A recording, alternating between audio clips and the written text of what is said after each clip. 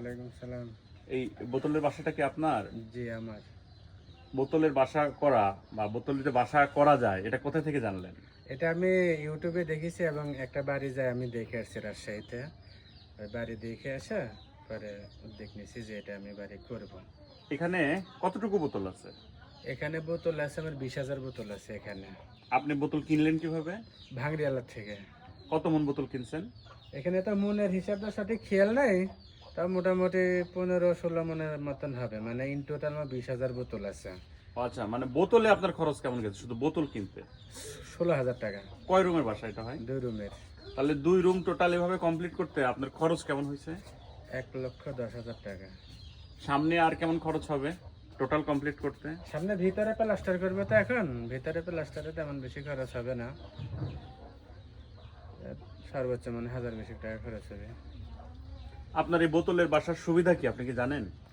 সুবিধা হচ্ছে আপনার এক হচ্ছে খরচ কম, দ্বিতীয় হইতেছে আপনার শীতের সময় শীত কম লাগে আর গরমের সময় গরমটা কম লাগে।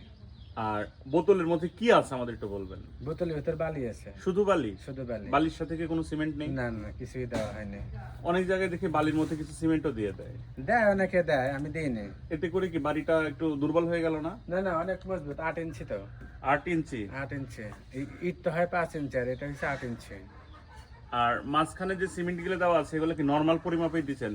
ইটের বাড়িতে মানে যেরকম, মানে একটা বোতলের ইটের সঙ্গে যে আরেকটা মাপ, বোতল ওইটাই। সেম? সেম মাপে। কত ফিট উচ্চতা ভাই?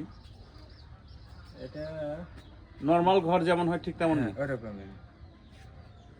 আর এখানে আপনি যে প্লাস্টিকের বোতলগুলো ব্যবহার করছেন প্রত্যেকটা কি মানে পানীয়র বোতল না অন্য কোনো বোতলও আছে? না, অন্য কোনো বোতল নেই। আচ্ছা, পানীয়র বোতল ব্যবহার করছেন বলে কিন্তু আপনার সুবিধা হচ্ছে কি এখান থেকে কোনো ধরনের ক্ষতিকর কেমিক্যাল বের না হবে না না। না না। তাছাড়া নরমাল গরম হয়ে গেলে কেমিক্যাল বের হয়ে বাচ্চা কাচ্চা বা বয়স্ক মানুষ যারা আছে তাদের জন্য কিন্তু ক্ষতি হয়, এখানে কিন্তু সেই ক্ষতিটা হবে না।